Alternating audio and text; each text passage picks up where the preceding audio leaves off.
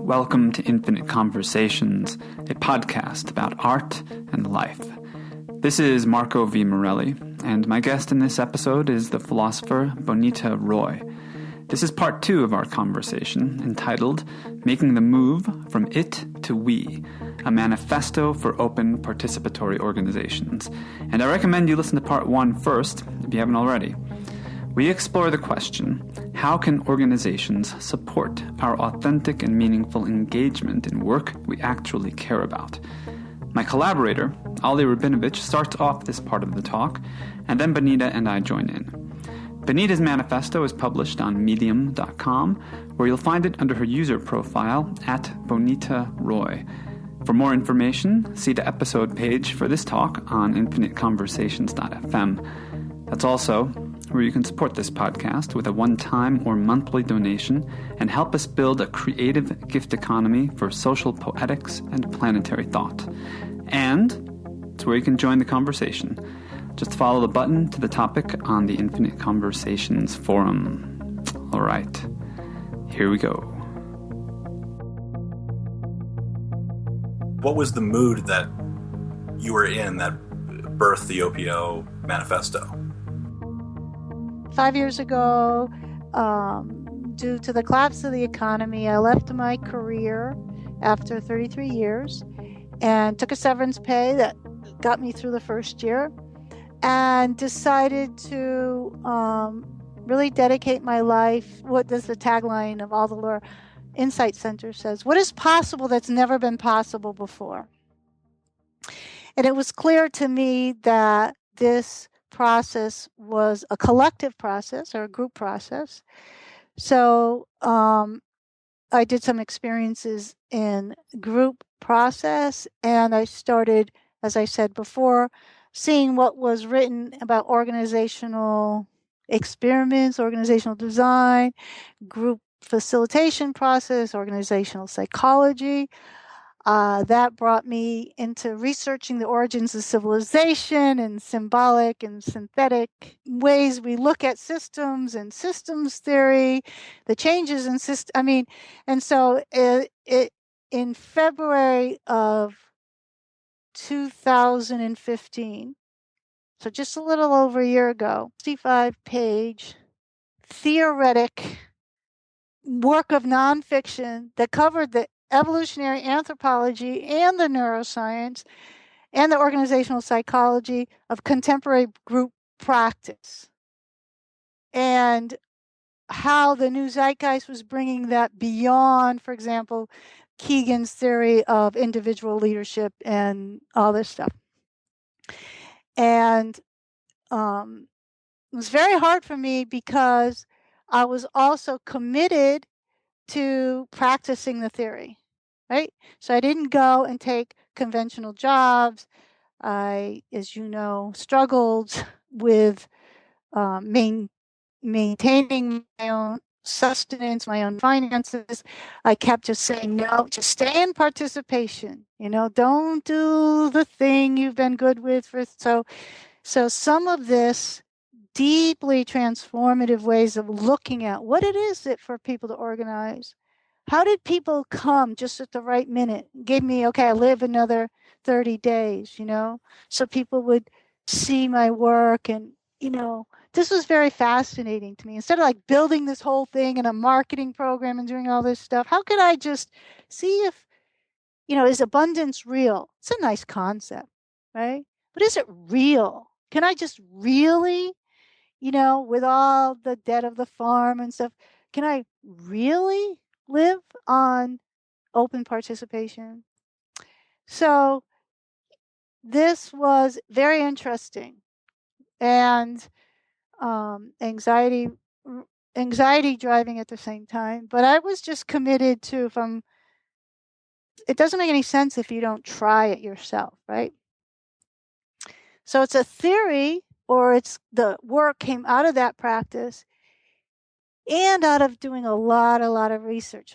So the work was originally this very big thing. So February of last year, that was, I bottomed out in terms of financial collapse. I'd been out of work for almost 4.5 years. I looked at what I had and I said, how is this going to live in the world? Like, believe me, it was a beautiful synthesis of many different streams of information. And I realized it wasn't. It wasn't going to live in the world. It was another Bonnie thing, where people realize it's a work of genius or something, but no one understands it. So I sat in my room right across from where I am now, and I took a magic marker in my left hand, right? Not my right hand. You know why, right? Or no, yeah, my left hand, like this. And Intuitive. So to get right brain thinking, right? So I had read a book by Google, and Google said that you could only think of 5 principles at the same time. And I said, what are the 5 principles? And I started writing like block letters like a kid. And that became the OPO playbook. That what are the 5, like, what the hell are you talking about, right? And it has changed since then in different ways, because now we're almost a year later. And I did get 6 months of funding at the end of last year, which helped me create more tools and more clarity around it. But that's how the whole thing started. And it's really now, so that was like the painful gestation period. But, a lot of the applications, a lot of what is in the theory is still being reduced and made practical, right? So there's still a lot of this kind of, there's a lot more to introduce.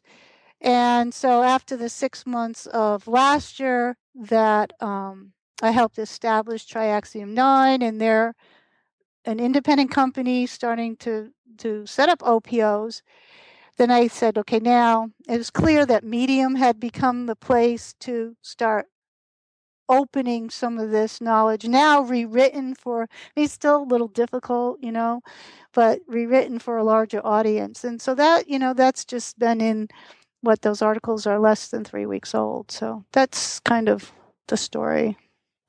Yeah, so it sounds like you went from having this pain and anxiety and you managed to address it through that. Yeah. And it's reduced. I mean, it's not gone, but it's reduced significantly enough that you're able to like articulate, and we can have this conversation around it. So, well, exactly. I mean, the possibility that it can live in the real world then gives you energy. Well, I was there the day that you came home, and I remember how upset you were, and how you were at the bottom basically emotionally. Yeah. And to see you now and where you're at, like what's come out of that is gorgeous, frankly. And this happened a couple of times, because I think it was 1.5 years ago or 2 years ago. It's hard to tell, right?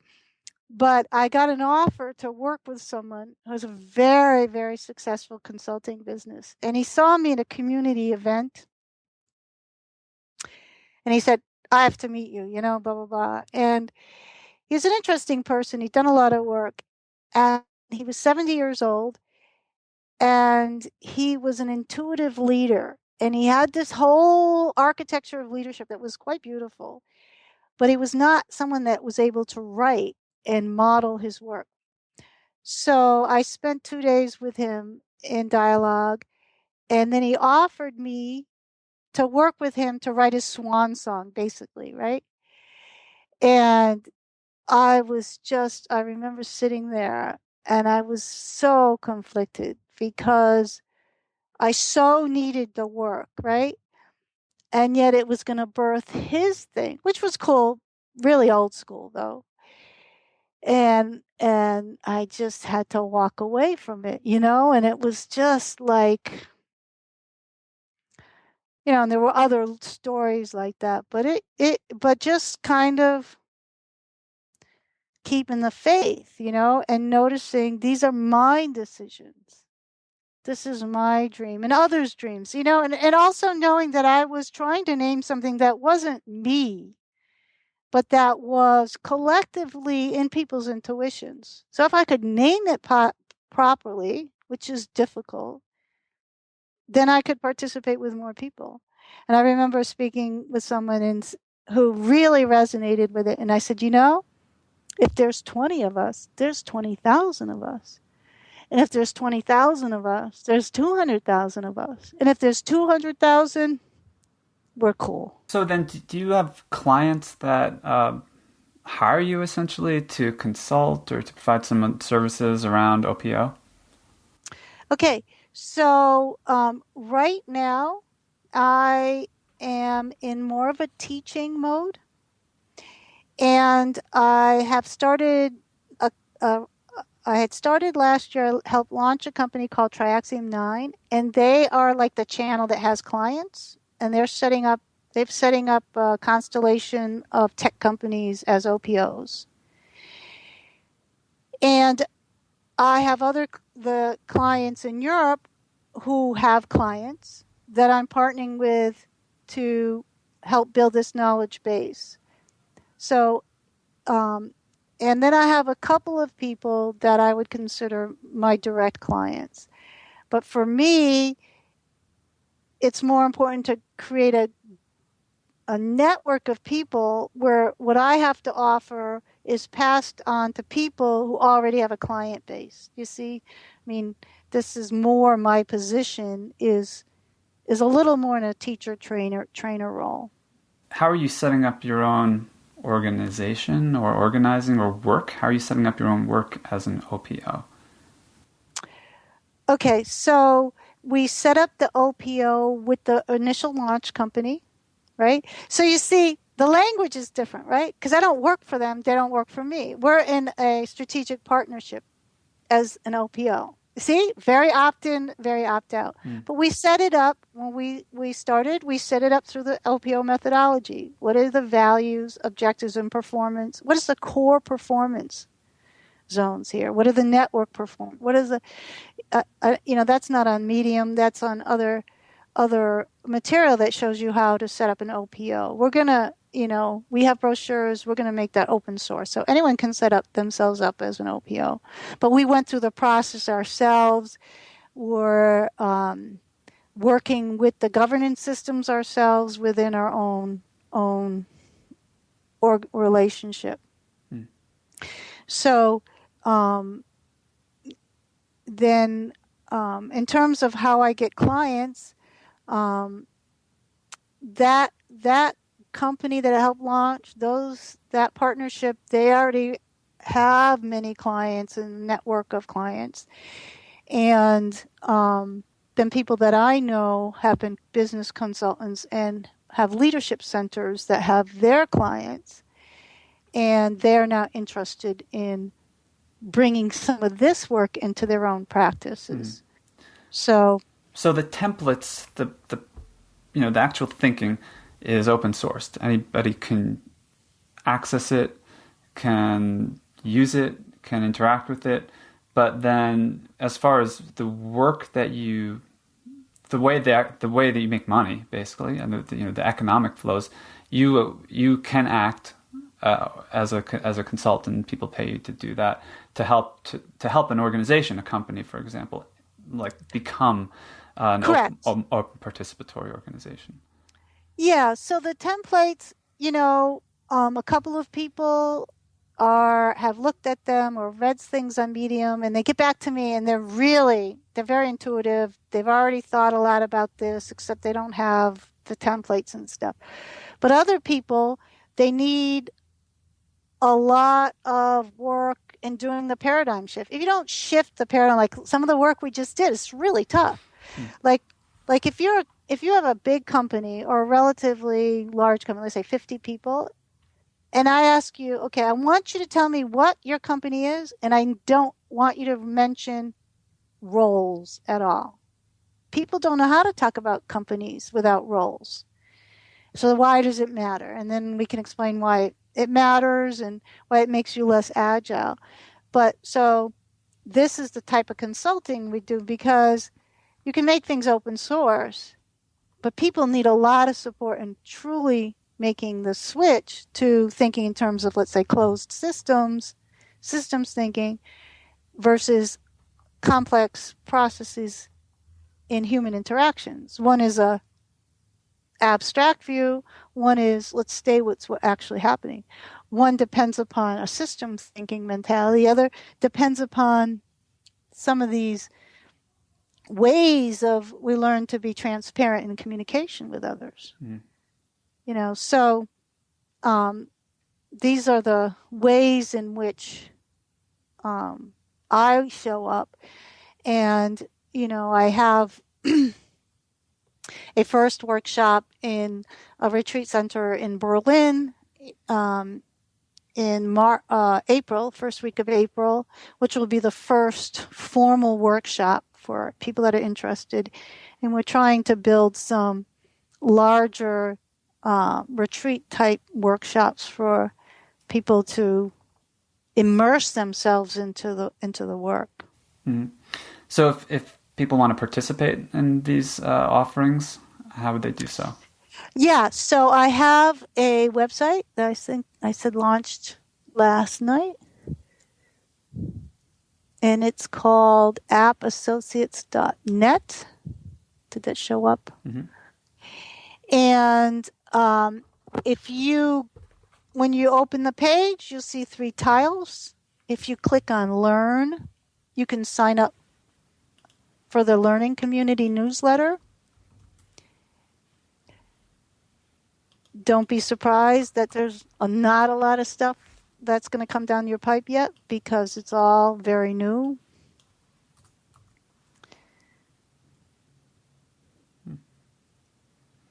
It's a nice site.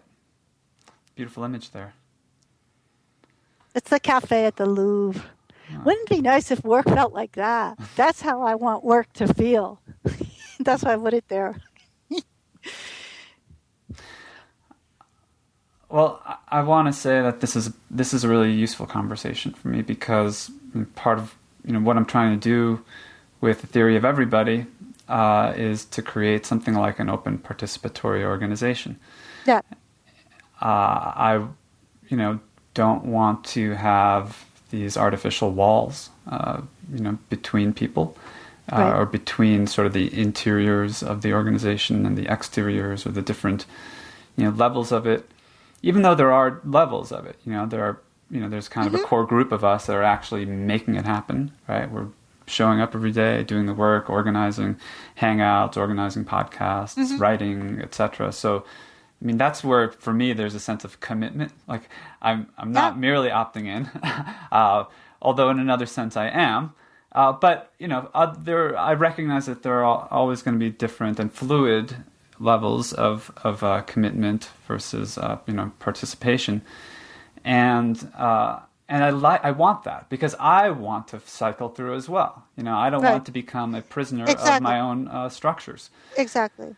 And if I feel that way, I've spent my whole life avoiding organizations, and except for one notable occasion, which was getting involved with Integral Institute, and that was that was a big thing, a big it. Yeah, and it had more of a centralized paradigm, I think. Yeah. And so this is problematic, because it was appealing to just that new wave where that wasn't going to work anymore, right on the cusp between the two. Now, the paradigm of leaders, like if you're obsessed with this vision you have, well, you're going to show up different than people that are going to help you along the way, unless that transforms, and then you might take a back seat. But to be open to that, the natural rhythm of this, was the typical entrepreneur has this experience of having to lead the helm, and then goes way beyond it, and then starts to actually resent employees who could come in and enjoy their lives, because the asymmetry of needs was what it was.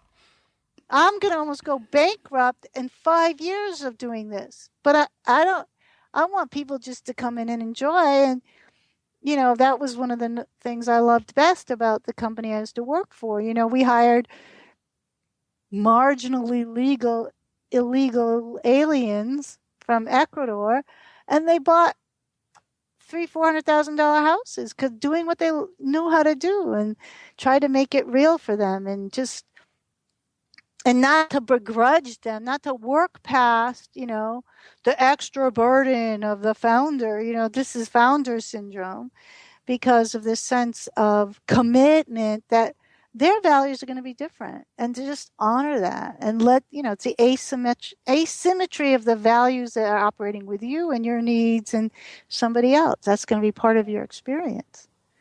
Yeah. Well, you try to lock somebody else in, which is sort of the marketing mentality, is you try to kind of hook somebody in, you try to capture them, you capture a lead, and then you guide them through the funnel, like into your product.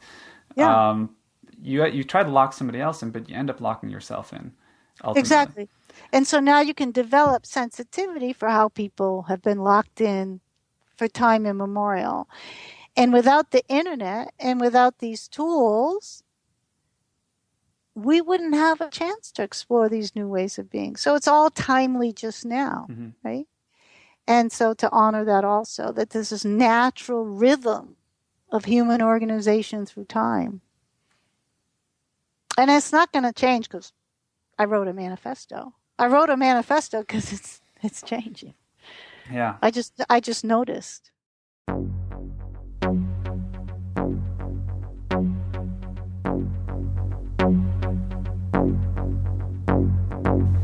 Infinite Conversations is a project of A Theory of Everybody, a platform for social poetics and planetary thought.